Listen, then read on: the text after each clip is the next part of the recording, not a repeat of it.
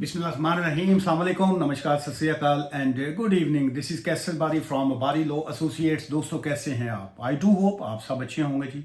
आज का जो हमारा इमिग्रेशन टॉपिक है जी, ये बड़ा इंटरेस्टिंग है और उसको स्टार्ट करने से पहले मैं ये आपको बताता जाऊं और डिस्क्लेमर देता जाऊं कि it's not a legal advice. मैं यहाँ पे आपको लीगल एडवाइस नहीं दे रहा हूँ जी।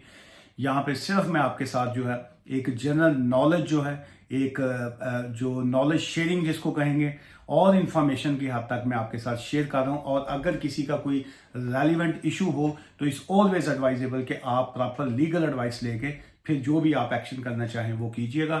सो टॉपिक है जी आज का, apply to stay in the UK as a stateless person. कि जी आप यूके का वीज़ा जो है या यूके में परमानेंट सेटलमेंट अप्लाई कर सकते हैं अगर आप जो है वो स्टेटलेस पर्सन है। अब ये स्टेटलेस पर्सन जो है वो क्या होता है? स्टेट कहते हैं रियासत को और लेस कहते हैं जिसके पास वो रियासत स्टेट जो है वो नहीं होती। स्टेटलेस पर्सन वो शख्स जिसके पास जो है उस कंट्री का पासपोर्ट या नेशनैलिटी नहीं है जहां का एक्चुअली वो पर्सन होता है। लेट्स से मैं पाकिस्तानी हूँ या मैं इंडियन हूँ और उसके बाद मैंने इंडिया को या पाकिस्तान को, बांग्लादेश को, जो भी मेरा कंट्री है, नेपाल है, जो भी, मैंने उस कंट्री को छोड़ दिया। अब मैं यूके में मैं रहता हूँ। यूके में मैंने चाहे असाइलम क्लेम किया या मैं यूके में जो भी मेरी रीजंस थी, उसके बाद मेरे कंट्री ने जो है वो मेरा पासपोर्ट को कैंसिल कर दिया। अब मेरे पास उस कंट्री का पासपोर्ट जो है वो नहीं है। ऐसे ही जैसे अभी पाकिस्तान ने अनाउंस किया है कि जी के जो भी शख्स जो है वो असाइलम क्लेम करेगा, हम उनका पासपोर्ट जो है वो कैंसिल कर देंगे। सो दैट्स मीन टेक्निकली तौर पे एक शख्स जो है अगर वो उसका पासपोर्ट कैंसिल हो जाता है, उसके पास उस कंट्री की नेशनैलिटी नहीं है और यूके का चूंकि उनके पास पासपोर्ट नहीं है, तो इसका मतलब है टेक्निकली वो शख्स जो है वो स्टेटलेस हो गया। आज हम उस टॉपिक पे बात नहीं करेंगे।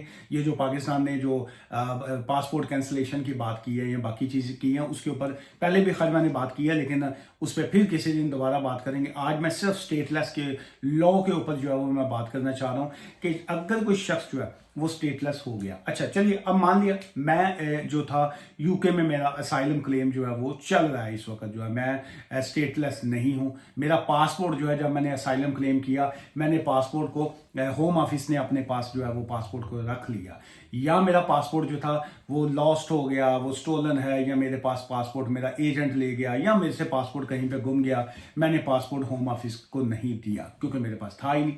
लेकिन असाइलम क्लेम हो गया, मेरे फिंगरप्रिंट्स हो गए, स्क्रीनिंग हो गई, वट एवर जो भी उनका रिक्वायरमेंट्स थी वो मुकम्मल हो गई। लेकिन मैं अब टेक्निकली तौर पे स्टेटलेस नहीं हूँ क्योंकि मेरे पास जो है वो उस कंट्री की नेशनैलिटी है। अब केस मेरा पेंडिंग है, या डिसाइड हो गया या रिफ्यूज हो गया, जो भी कंडीशन है उस पर हम बात नहीं कर रहे हैं। मेरे बच्चे यहाँ पे हो गए, मेरे बच्चे जो हैं वो, उनके पास जो है उस कंट्री का अब पासपोर्ट नहीं है। मेरे बच्चे यहाँ पे पैदा हुए, मैं चूंकि असाइलम पे हूँ, मेरी एम्बेसी जो है वो मेरे बच्चों का जो है वो पासपोर्ट नहीं बना रही। वो कहते हैं कि जी कि तुम अपने वैलिड डॉक्यूमेंट्स लेके आओ, पहले तुम अपना वीज़ा जो है वो स्टेटस अपना दिखाओ कि जी कि तुम्हारे पास यहाँ का यूके का वीज़ा है या जौन सा भी स्टेटस है, तो हम तुम्हें तुम्हारे बच्चों को जो है वो वहाँ की पासपोर्ट या ID कार्ड जो है वो इशू कर देंगे। मेरे पास तो वीज़ा नहीं है, चूँकि मैं तो केस पे हूँ, तो अब मेरे पास क्या ऑप्शन है? क्या मेरे बच्चे जो हैं वो स्टेटलेस हैं?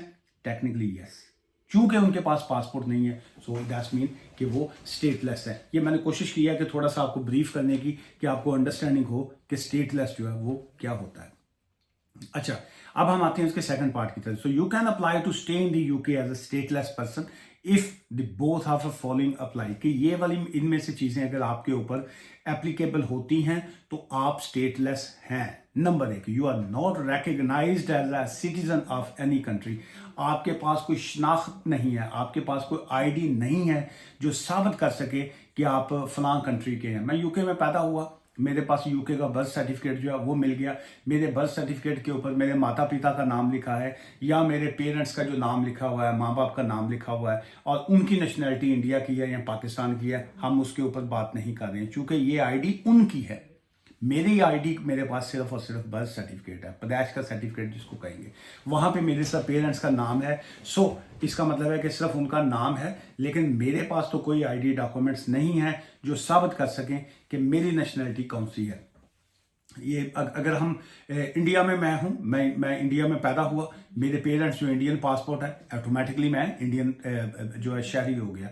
मेरे पेरेंट्स जो है पाकिस्तानी हैं, मैं पाकिस्तान में पैदा हुआ, मैं ऑटोमेटिकली मुझे वो वहाँ का जो कंट्री है वो मुझे अपना पासपोर्ट दे देगा या मुझे आईडी कार्ड जो है वो दे देगा। चूंकि मेरे पेरेंट्स के पास नेशनैलिटी है, सो ऑटोमेटिकली मुझे भी नेशनैलिटी मिल गई। सेम ऐसे ही यूके में मेरा मेरा बाप जो है वो ब्रिटिश पासपोर्ट होल्डर है, या मेरी माँ के पास ब्रिटिश पासपोर्ट है, मैं पैदा हुआ, मुझे ऑटोमेटिकली जो है मैं ब्रिटिश नेशनल हो गया। लेकिन सवाल ये पैदा होता है कि मेरे पेरेंट्स के पास तो वीज़ा ही नहीं है यूके का, वो तो असाइलम पे हैं या किसी इलीगल हैं या ओवरस्टेयर हैं, या वो कोई ना कोई ऐसी एप्लीकेशन डाल के टाइम पास कर रहे हैं। तो मेरे पास अब कौन सी आईडी है? सो टेक्निकली तौर पर मैं स्टेटलेस हूँ।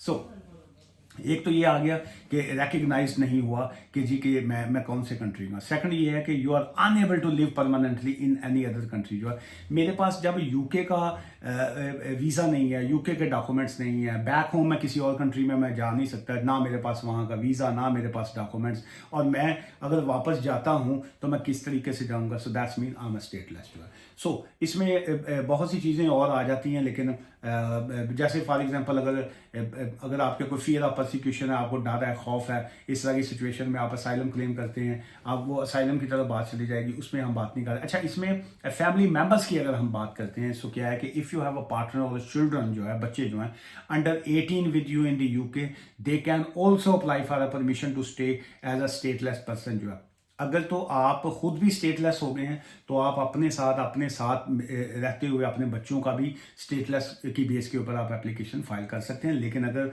आपका केस पेंडिंग है, आप खुद से इंडिपेंडेंट आपका केस लड़ रहा है, लेकिन बच्चे तो टेक्निकली आपके स्टेटलेस हैं, तो आप बच्चों का जो है वो एप्लीकेशन जो है वो सेपरेट जो है वो फाइल कर सकते हैं जी। और उसमें क्या कितने अरसे बाद जो है कोई स्टेटलेस होता है, क्या इसका कोई टाइम है कि जी मुझे 2 ईयर्स के बाद एप्लीकेशन फाइल करनी चाहिए, 5 ईयर्स के बाद करनी चाहिए, 1 ईयर के बाद करनी चाहिए, 10 डेज के बाद करनी चाहिए? Not at all. जो ही मैंने महसूस किया कि मैं स्टेटलेस हूँ, मैं पैदा हुआ, बच्चा एक पैदा हुआ, पैदा होते ही वो इमीडिएट तौर पे वो स्टेटलेस है। सो आफ्टर जो ही वो उसकी बर्थ होती है बच्चे की, जो ही बच्चा पैदा हुआ, वो दुनिया चाहे है कि लै भी मैं कितने आ गया, उन्हें क्या लो जी मैं कितने आ गया, चंगा भला मैं उत्ते बैठा सन जन्नत च ते थले आया तो पता लग्या जी अब्बा जी के केस के उत्ते ने असाइलम किया होया जी, वो नाले महीने बाद रिपोर्टिंग ते जाते हैं, जाके उत्थे जाके ते बह जाते हैं।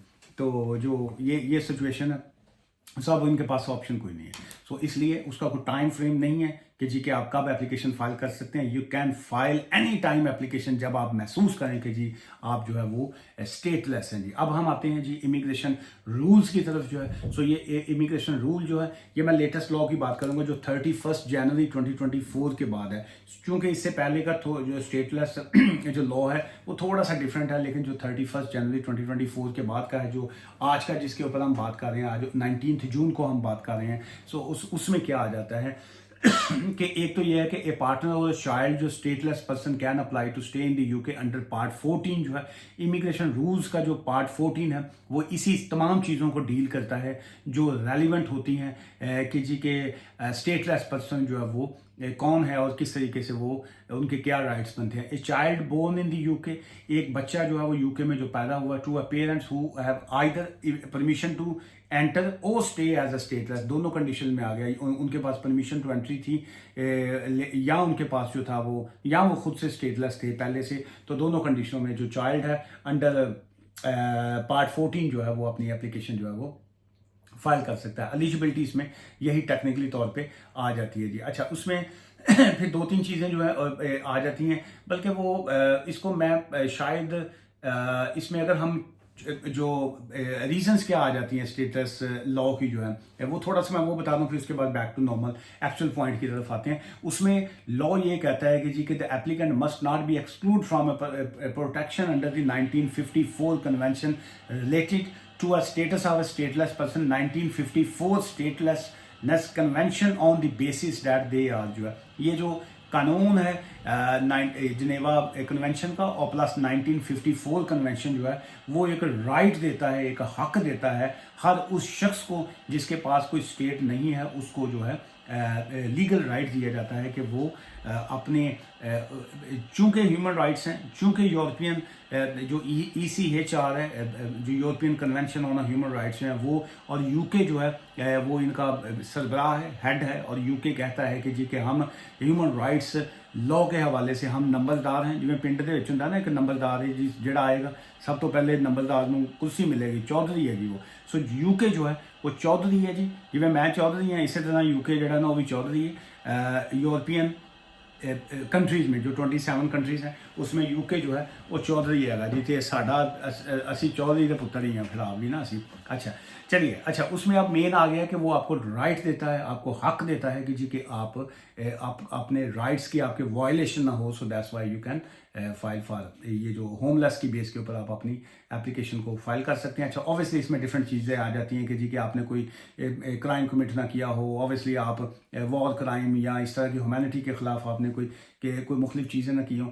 अच्छा इसमें एक एलिजिबिलिटी की अगर हम बात करें तो उसमें यही जो article 1 of the 1954 stateless convention जो है वो जो मैंने अभी शुरू में मैंने अर्ज़ किया कि वो इस तरीके की सारी चीज़ें आ जाती हैं कि nationality and competent authority and relevant authority.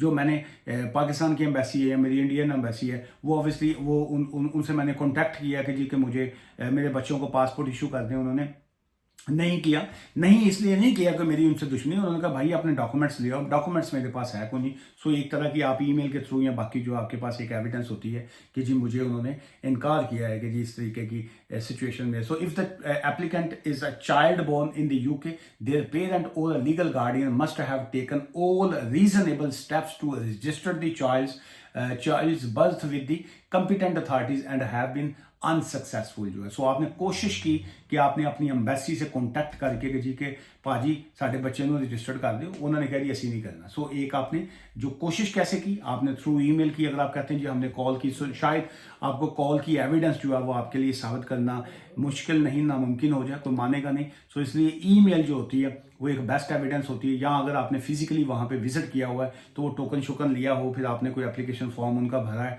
तो वो एक एविडेंस जो है वो एक सॉलिड किस्म की जो है वो एप्लीकेशन जो आ जाती है जी।